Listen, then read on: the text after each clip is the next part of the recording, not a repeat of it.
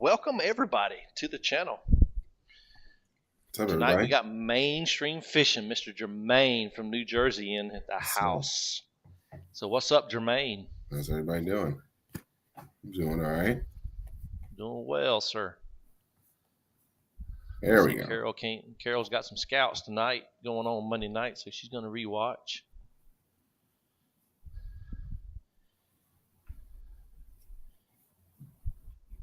Whole gang's pulling up. What's up, everybody? Yeah. So before we went live, me and Jermaine were talking about a lake that he's going to be able to fish this week. So what we're going to do, we're going to break down the lake for him tonight and see if we can get him on some fish. I'll take notes. Gotta get a pen. Yeah. Got Adam in the house. Got small water. Got Scott in the house tonight. Huh? Got some small water charters in the house. Met him on another live the other night. So if y'all go over to his YouTube and kind of subscribe to him. Definitely gotta check him out. What's up, Brendan? Brennan's in the house tonight.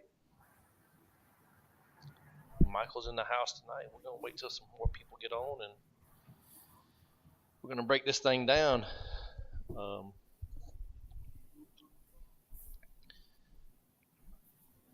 So Jermaine, what's your weekend been look like, man? You have a good Easter weekend? Yeah, I got to hang out with the family, do the family thing. It was a good time. Tried to sneak out and get some fishing done, but that didn't work, so it's all right.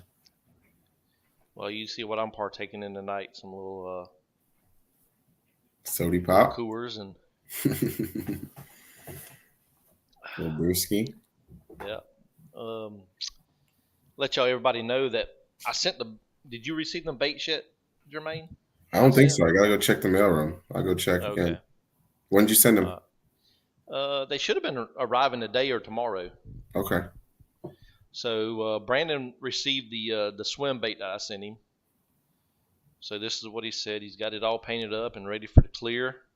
Nice. So we'll be giving that away on the channel. Nice. On a live. So y'all stay tuned. He's been sending me some pictures of it. So it's actually going to be in a gizzard shad color. Ooh. So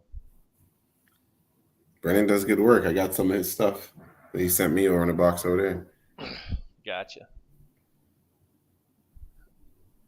So we're just going to do a little bit of live with Jermaine tonight and ask him a few questions, and he's going to break it down for us and see. I'm ready. So any questions you got, let me know. Yeah, man. We'll start off the first one.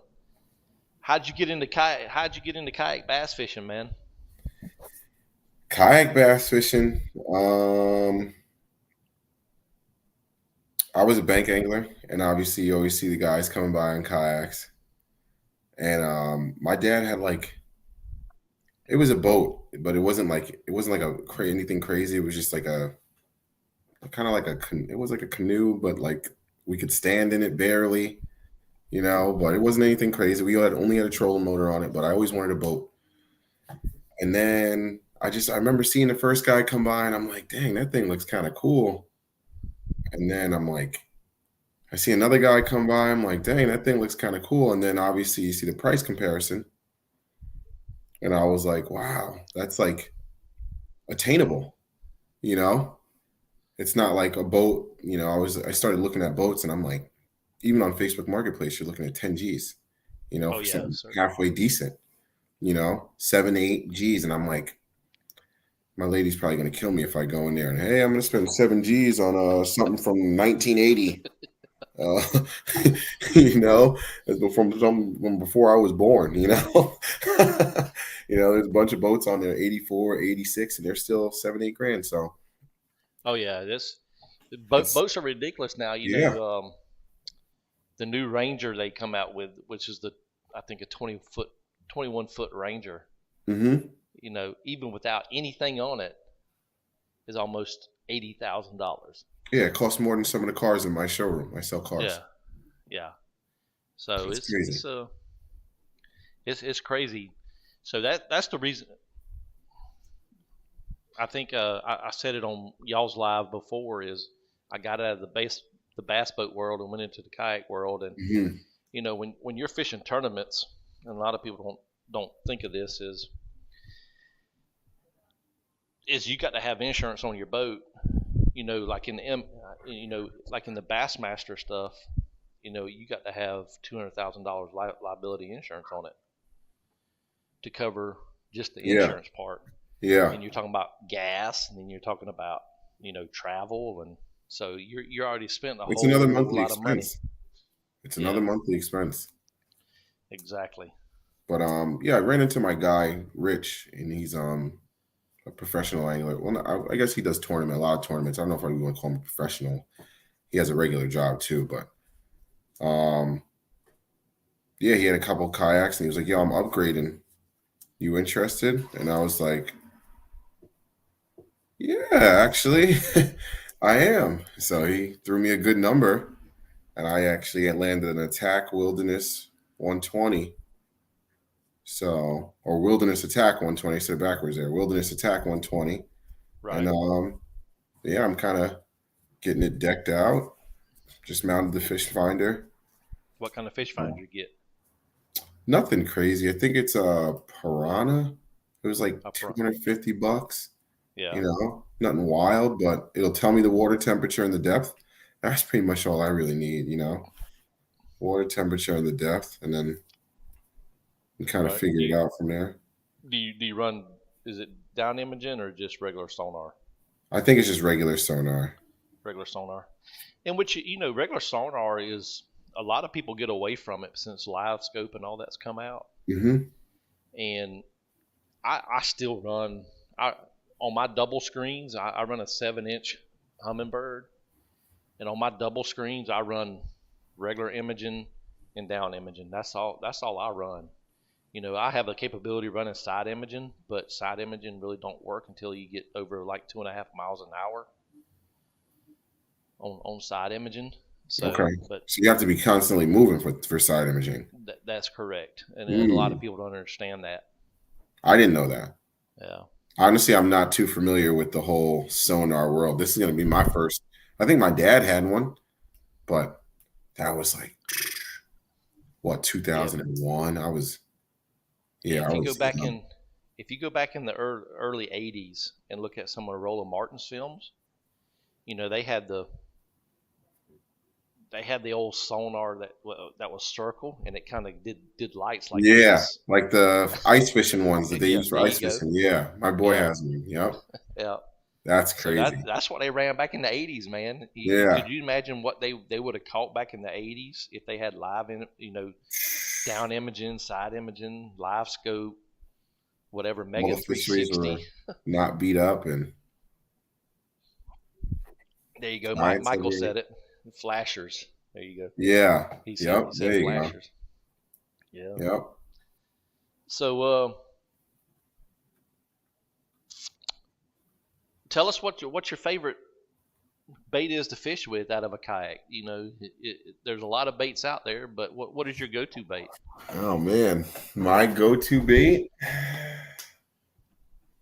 Probably. I don't know. That's tough. I would say probably a chatterbait, a bladed jig, and then a spinner bait, or vice versa. Right. I said, well, yeah, go with a. I'll go with the 1-2 combination there, and then I'll probably go with a jig. Okay. Like a finesse jig or a full size jig or Probably a full size 3/8. A little okay. stealth to be exact. If you want to make me pick, I'd take a 3/8, a little stealth. I'm a short, shallow water fisherman guy, so I don't need Okay. too much weight. So fishing up in New Jersey compared to Southeast Georgia, it's a lot of different. Oh yeah, yep. It's a lot different. Number one, Florida strain. Y'all have Florida strain? Y'all don't have No, Florida strain, no, no, never. no, not at all. That's No. what I'm saying. I only have northern strain, so I don't even know what that type of beast is. Ah. Um. Well, where I fish at mostly is I don't have any Florida strain bass where I fish mostly. Really? The Florida strain bass are just now, the F1 series bass are just now being introduced into the ecosystem here. Okay. As far as, I thought they were everywhere. no, they're doing some research of trying to crossbreed a smallmouth and an F1. Okay. So could you? I couldn't imagine an F1 and a smallmouth being crossbred. What kind of beast that would generate? Yeah. So do you catch a lot of smallmouth up there where you at in New Jersey? There's a good amount. There's a good amount. I mean, so it depends on the lake. Like there's certain lakes that has both, and then there's certain lakes that just have straight largies. I think I got I know 1, 2, 3, 4 spots where there's largemouth and smallmouth, but majority is just largemouth. Okay. Around me, a lot of the bigger lakes, though. If you go to the bigger lakes, there's largies and smallies. Right. So what's the largest lake around you up there in New Jersey? That map I probably just showed you. Sebago. I would say. I mean, but there's reservoirs, but you can't really. It's weird because the biggest. Actually, I forgot the name of it. I just looked it up. It's the largest lake in New Jersey. I could look it up real quick. I think Brandon answered our question here. It's not that far.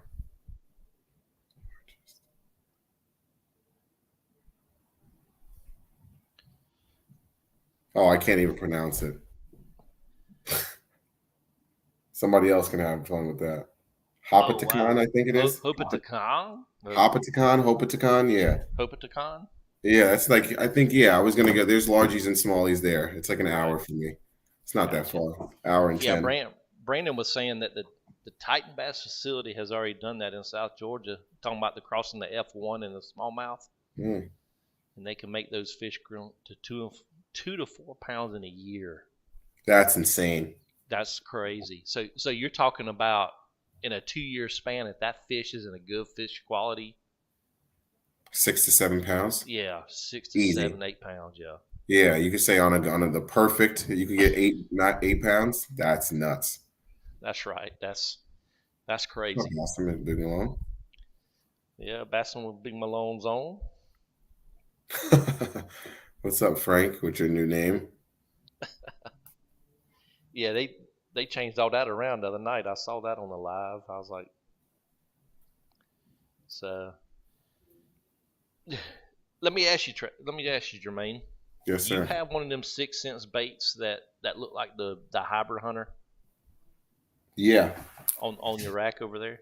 Yep.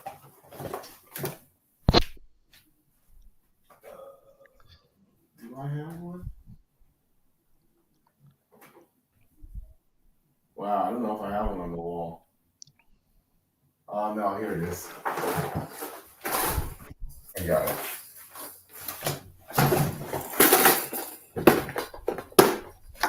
I got 2 of them, actually.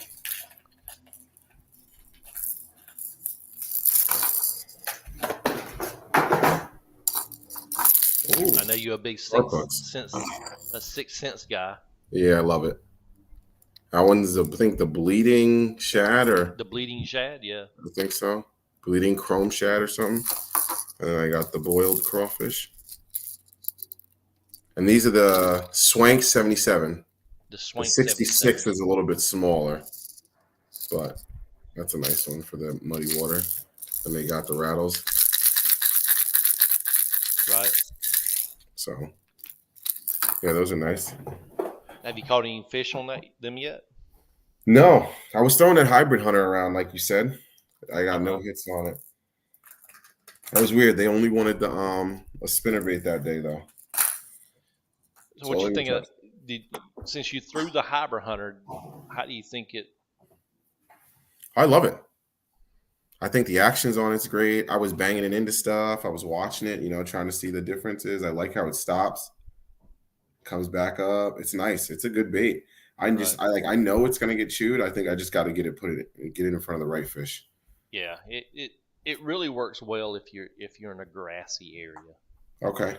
And I don't know about the swanks by Sixth Sense because I've never fished them. But the hybrid hunters do well in grass especially when you pop them through the grass. Mm-hmm. So. Okay. Yeah, I got a lake that there's a lake. It's like a small dink of a lake, but I caught my PB there. 8.5. What's your PB? 8.5. 8.5. Yeah. On a frog too. That was fun. That was fun. What kind of frog did you catch it on? Spro bronze free color. Best color. By Yeah. Sprog. Yeah. That's the best frog to me. That thing don't fail. It don't miss. I've literally had days where I tied a white one on, tied other colors on, nothing. Tie on that freak, they start hitting it. What color is that? What color is that frog? So it's kind of like the bottom of it is like a leopard color. Hold on, I'll pull up a picture. It's like a black bottom, and then it's got yellow dots.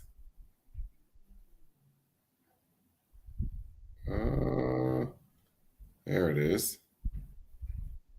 Are they gonna give me the color of the bottom? They're making me scroll through all of them.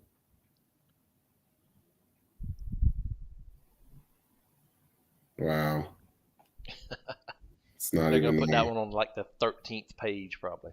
Yeah, I know. That's exactly what happened. Freak images. Okay, there you go. Perfect. Oh, can you might get my phone to focus? Yeah. It's just you see the black bottom there. Yeah, the black bottom. Yeah. Yeah, that's essentially all it is. The top doesn't really matter, but that bottom is just like crazy. Gotcha. No. Now, do you trim your legs on it? Let me ask you. Oh yeah, about half that. About half of that. Yeah. Okay. Till about till halfway. Like I kind of fold them to the body, and I'll cut them so they're like a little bit shorter than the body. Yeah. So what do you throw your frog set up on? I got an Abu Garcia Veritas 7.4 heavy frogging rod, and then I throw 50 or 65 pound braid. Okay. I think the heavier the better. That's just me, Right. I think braid casts pretty well anyway. Golly, I can't think of his last name, but Bobby. He was at a Brian Latimer fishing school that I attended in January up in Anderson, South Carolina, and he is a big frog fisherman. Mm-hmm. Bobby, dang, what's Bobby's last name? I think about it probably like 3 days from now. But he's a big frog fisherman, and he's a great speaker and understanding of frog fishing. Mm-hmm. And how, talking about moon phases he's fishing on, water temperature he's fishing on, the type of setups he's fishing on, but he's a Bobby Lane. There you go. I thought about it. No, not Bobby Lane, but not Bobby Lane. Okay. No. Crap. I know I'll find him and I'll text it to you, Jermaine, so you can watch some of his videos. He's good. Yeah, he's an outstanding. There you go. Bobby Barrick. Bassin when Big Malone said it. Bobby Barrick. Big Malone. Yep. Bobby Barrick. Let me tell you, he's an outstanding frog fisherman. I just think it's such a natural presentation. That's why I think it continues to catch all the time. Well, yeah, I just watched another YouTuber. He's from another county, like 2 or 3. He was fishing with a big snake bait, like a snake. And he was catching fish on a snake. Probably 8 to 10 inch snake bait. It's like a top water lure. Yeah, I think he's Michael. I think he is a Delta guy. The Delta's crazy. Yeah. I would love to get out there. Oh my, that's if you look at it, California, Texas, Florida. and Florida. That's the big three. That's the big three. Yep. So there's a lot of tournaments popping up now, and if you live in that state, those three states have their own. Like you compete against those three. Yeah, that's it. It's crazy. Right. I saw their that own classification. Yep. I was like, wow, that's crazy. Jason Emery in the house. What's up, my guy? What's up? What's up, Jason? He's getting ready for some local tournaments on Thursday nights. Nice. I love wishing night tournaments. You talking about some buzz bait fishing that night? Some topwater fishing?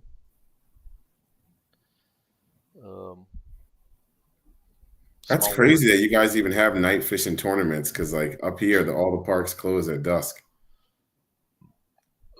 Well, down here in Georgia, public fishing areas that are ran by the state, they don't close down at night. No, they used to close down at night, but now it's 24/7. That's wild. Yeah. So, small water charter says he likes to fish a swim bait at night, like a frog, most of the time in thick grass. I would say, he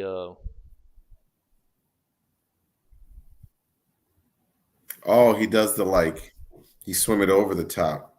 Yeah, maybe like a Z-Man product. Like a speed worm kind of. Yeah. I heard they tear it up down south on that. My boy Daniel, he's from down there. He fished in Florida, and he said they used to take a speed worm, bring it weightless, and just throw it out in the lilies and just bring it. And they said they come get it. Said, oh man. I think Brandon says buzz bait, weight bait, and frog at night. True. I don't think I've ever been night fishing. You ain't never been no night fishing? Nope. No? I think with my dad, but I slept in the car. I was young. I was like, this guy's nuts. Yeah. It's So what we're gonna jump into next, Jermaine, we're gonna share our screen here and see if we can get this lake broke down for you that you're gonna Yes, sir. I'm not talking to you, Siri. I said yes, sir.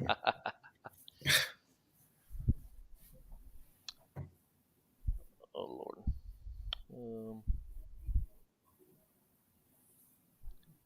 So this is the lake that Jermaine's going to be fishing here shortly.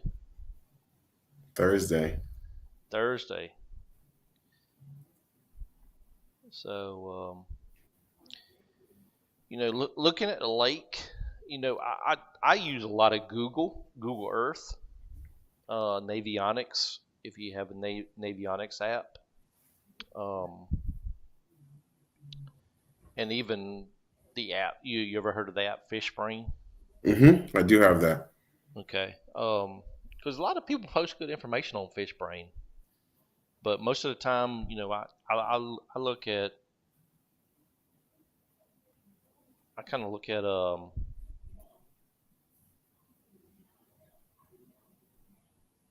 Google Earth is the most I use, because what you can do with Google Earth is, if you download it to your computer, you get full access.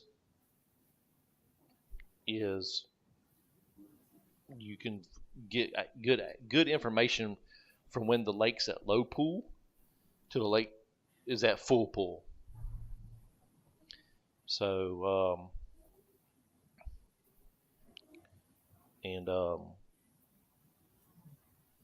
so Google Earth is probably my go-to breaking down a lake.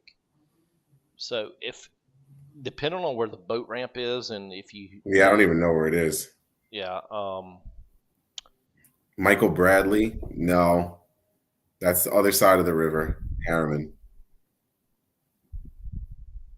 That looks like it, right? Yeah, I'm gonna guess that's Yeah, it, that dude. that kind of looks like the boat ramp right there. What I can gather from it, So Jermaine. according to Um, this map I'm looking at here, it's a hand boat launch. So it's not. There's not going to be like a real there's not going to be ramp. a ramp there. It's just going to be like at the end of the road. So it's probably somewhere over there, Yeah, I'd imagine. somewhere right in here. Hmm. Um, have you ever fished here before?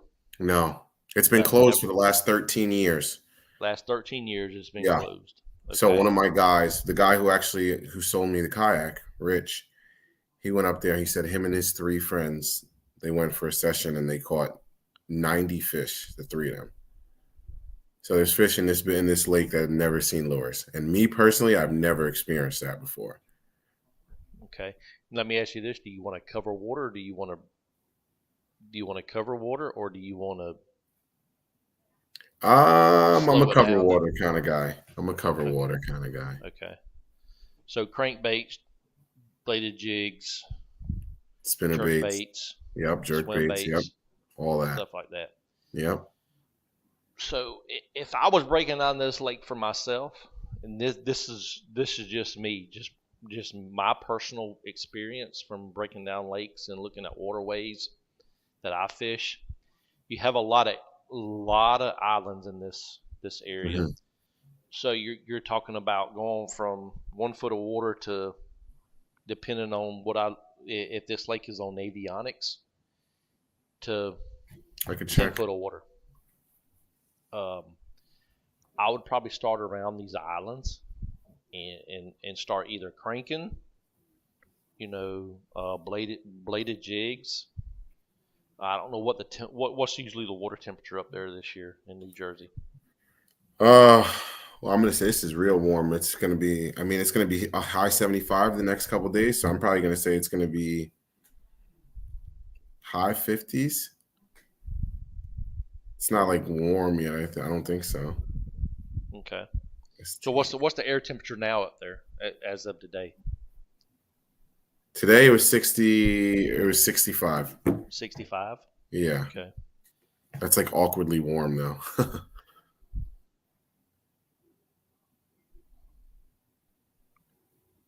Okay.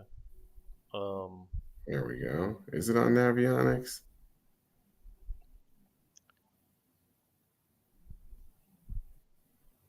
Yeah, it is. It's on avionics. Yep. Because it's on. I have the Fishbrain membership, so it's on.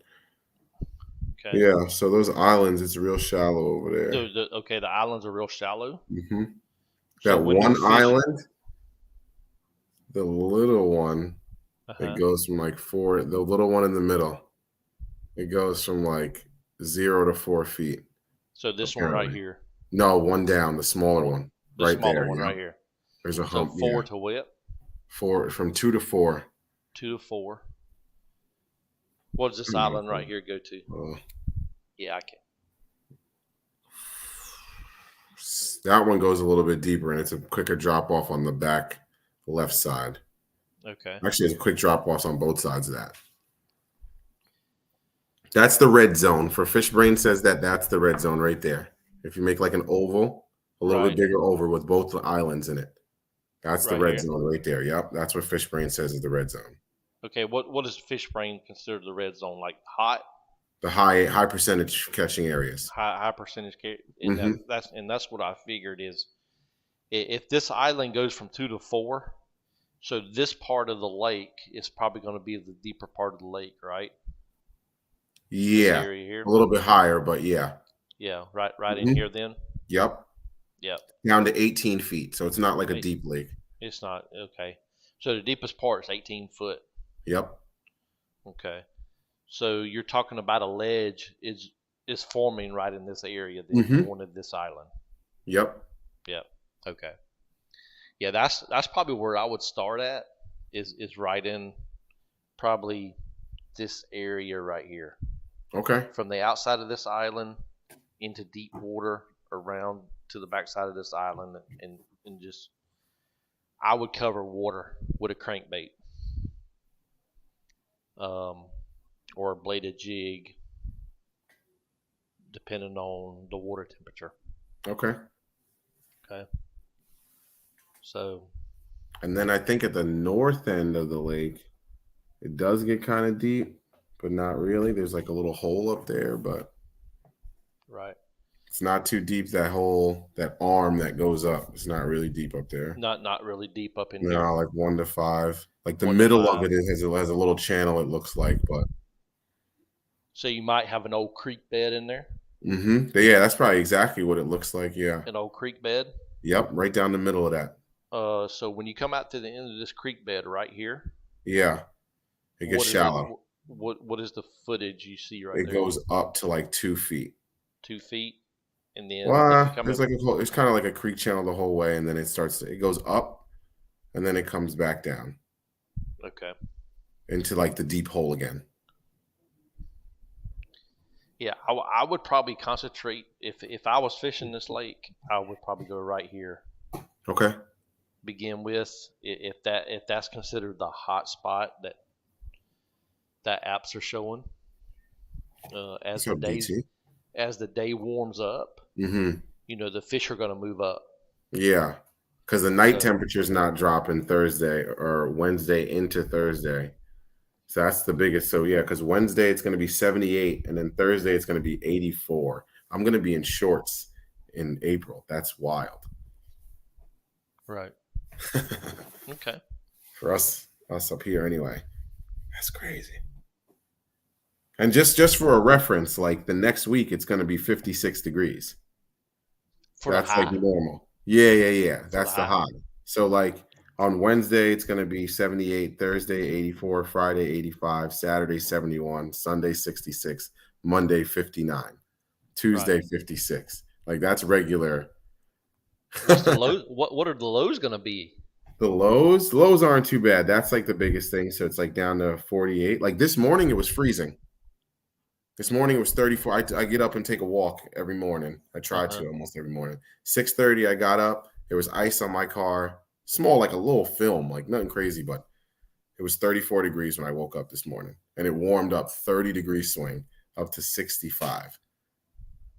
Wow. And then it'll cool down tonight to 39 or 33. Yeah, it's going to go down 39 degrees.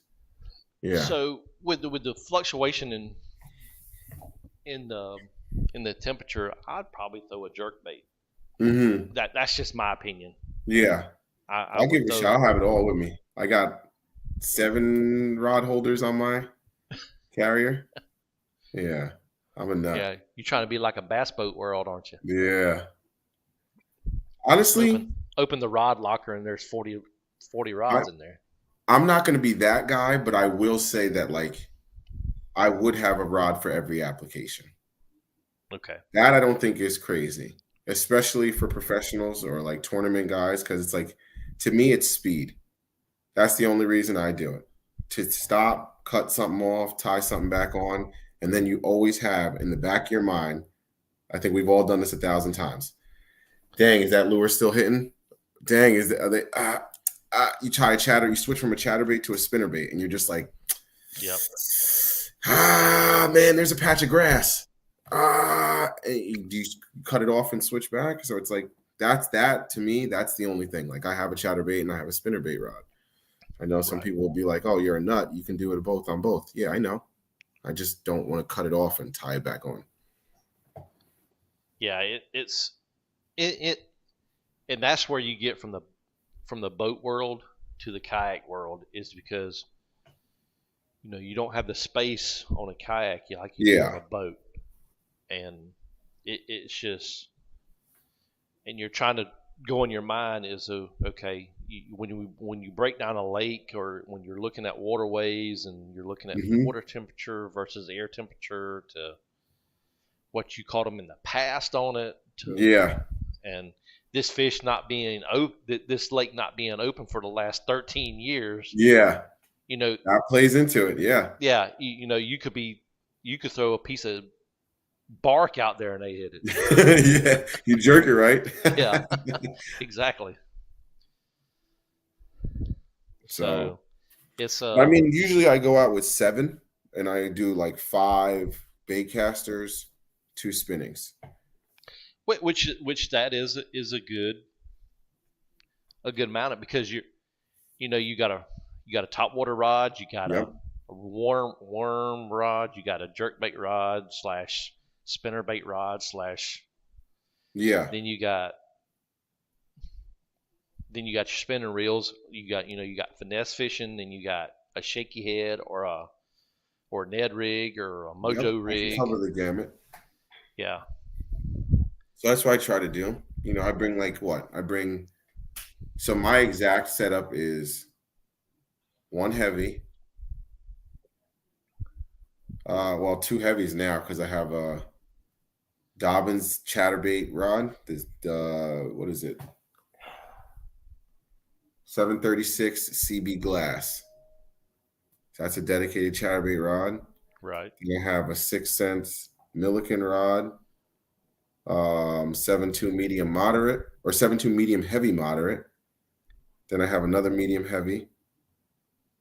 Then I have a short medium heavy. It's like a 6.6 medium heavy. That was a COVID rod. That was all they had. And then I have a 610 medium. And then I have the two spinning rods that are both 7 feet. One's a medium, and then one's a medium heavy. Right. Actually, I really both do mediums, but yeah. So like I carry on my kayak personally. I carry three bait casters and 3 spinning reels, because I do a lot of finesse fishing. Okay. Because of the heat. Yeah. In highly pressured areas down here. Yeah. In Georgia, if I was up in New Jersey, I'd probably carry 5 bait casters with 1 spinning reel, because of the water temperature. Yeah. And the air temperature fluctuating so. Yep. Because early in the morning, it's like they almost like shut down overnight. We're like early in the season like this, when it's still really cold, it's like that early morning bite is like completely different from that late afternoon bite. Yeah, it sure is. It's when you have a big fluctuation of temperature like this. When I came in home from work this morning, the temperature was 48 degrees, and the wind blowing 20 miles an hour. Yeah. So, it's just, I don't know what's up with South Georgia weather lately. It's just been up and down like this. So it really turns to, you get fish move up onto the spawn, or in pre-stage areas. The buck bass is already up there fanning out the bed, and the female sitting off on the ledge. You don't know what to throw. Yeah. You're talking about throwing a Carolina rig or a Mojo rig, or yep. You know what a Mojo rig is? Kind of, but not familiar. Like I've got like hints of it, but yeah. Probably the best person that explains the Mojo rig is Gene Jensen. Gene Jensen, Fluke Master. He's probably the one of the best that explains the Mojo rig. I call it. Sorry for the train. You're good, man. It's actually nice out today. I call it the poor man's Carolina rig. Okay. And it's thrown on spinning gear, because you're using like an 1/8 ounce peg. I fish it with a pegged weight at the top, and probably have 12 to 14 inches of line, and then it's just a finesse rig. It's a finesse Carolina rig, more or less. So you just literally put 1/8 of an ounce. Yeah, you're talking about 1/8 of an ounce up here. Peg it. And just peg it on both ends, and then just run. You're on the same line. You're not running no leader line or anything. Yeah. You're on the same line, and you're running a number 1 or number 2 offset worm. Can you feel the bite on that? you can feel the tension. Like when you're dragging it, you can feel the little tick, and then it just gets heavy. yeah, and it just you'll feel like you're hung up, and you reel down on it and just set back on the spinning reel. Like a Texas rig, you're gonna reel and set back on him. Yeah. Well, Texas rig, you feel it. Yeah, you're gonna hammer like, ooh. Yeah, you're gonna hammer the crap out of it. Okay. But with a Mojo rig, Mojo rig is good to use if you're fishing ledges and grass. Eelgrass especially. Eelgrass is easier to come through than any other grass. Okay. So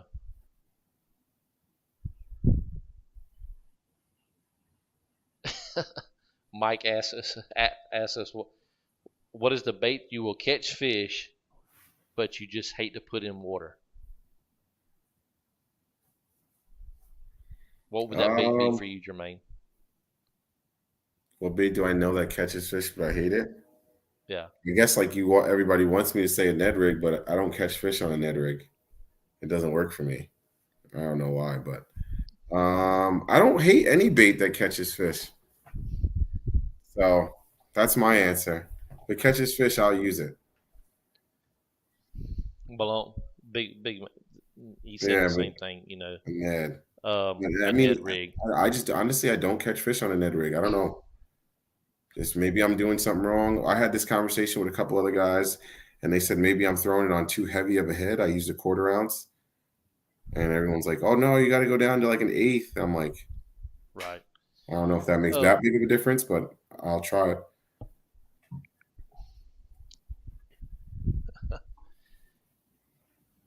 I use a Ned rig on big reservoir lakes, or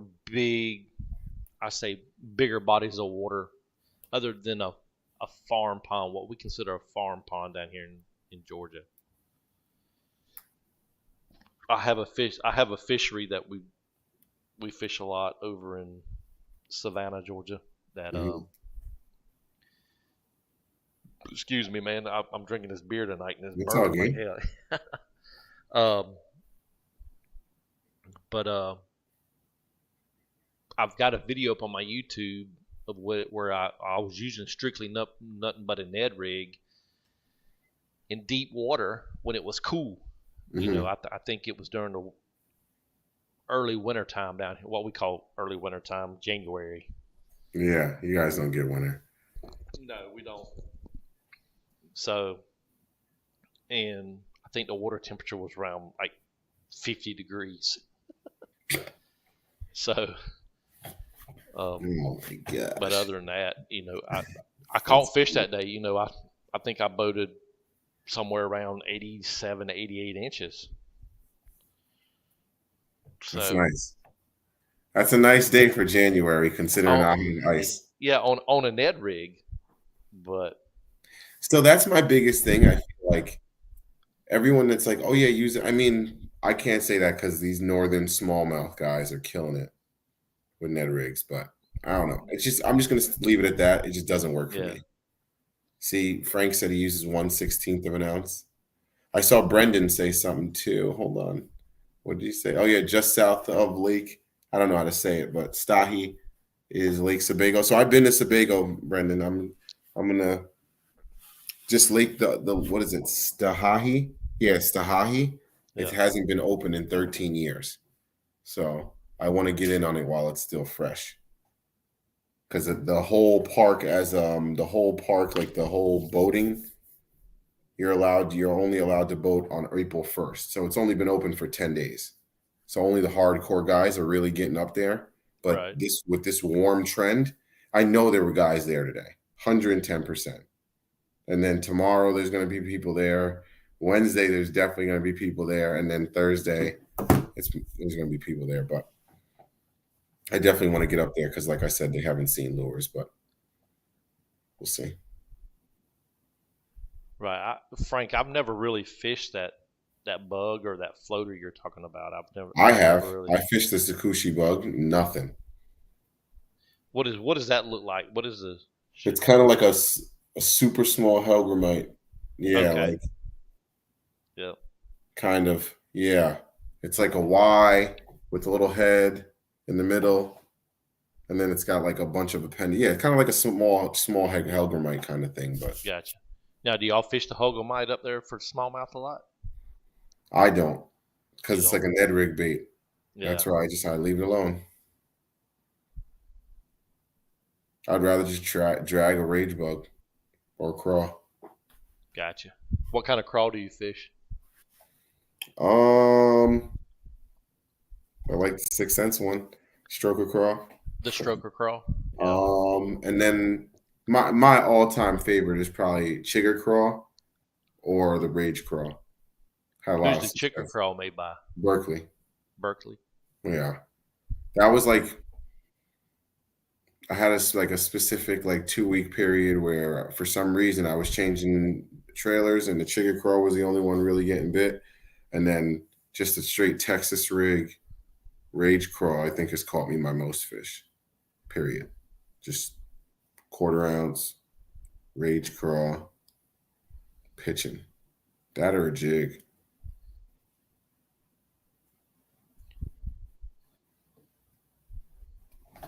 Gotcha. So what we're going to do, Jermaine, we're going to end it up with this YouTube angler tournament that we got going on. Okay. Honestly, I haven't checked the standings in a minute. I just pulled them up, and I see some people submitted fish. Did I slip a little bit? I don't know, man. Here we go. Let me Let's share see. my screen here and see where everybody stands at. Yeah, I did slip. Oh yeah. I did slip a little bit. That's not too There we fun. go. There it is. There's a top 9 right there. I'm in it. That's fine. I'm the 9th, but that's okay. That's only 1 day of fishing now. Yeah, and my waters are just warming up. As you can tell, people are starting to get fish. There's only 2 people without fish on the board. There's been 102 fish caught. I didn't see the big hitters. 105. Who's Hunter Schumann?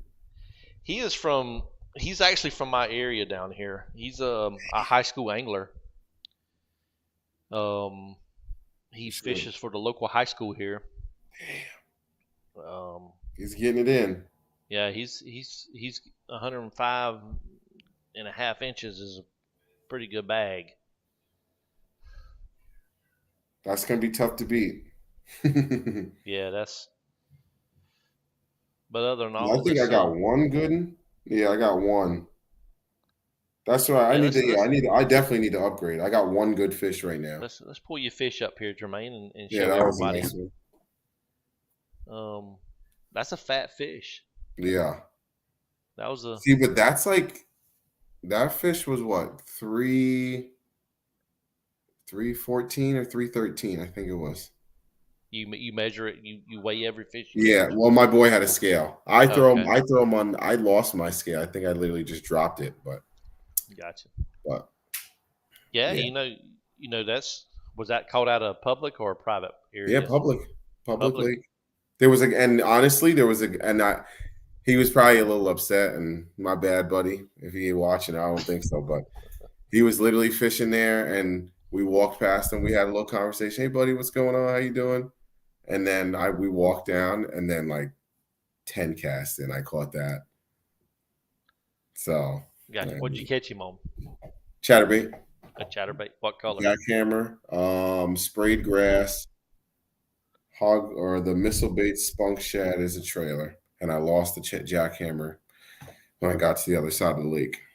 And I said it. I'll put it in the video. It's gonna hurt me to watch it again, but I'll put it in the video. I said it. I was like, "Oh, I'm making a slobber knocker cast with a jackhammer. Watch me lose this bait." And sure enough, it got stuck in the tree. Right.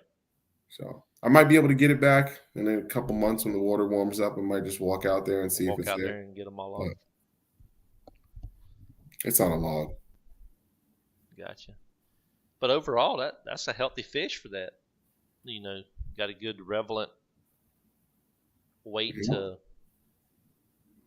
if y'all don't, golly, he did a good thing with Alex Rudd the other night on his live, aquatic biologist. Yes. Um, He's a good dude, so I really pay attention to him. And like I yes. literally do my best to try to like when I pick this fish up, I didn't lift him and drop him on the bank. I mean, he's dirty because I put him on the scale and then he jumped all Right. around. There's not too much I can really do about that. Like I'm not gonna like manhandle the fish and hold him down and press him to the board either. Right. But I pulled him straight up out the water, lift him quick and just held him and tried to, I wet the board. Yep. I'm on the board, try to do my best to, especially with the big ones, that when you think about it like that is like, my thing is this, like, I don't have children yet.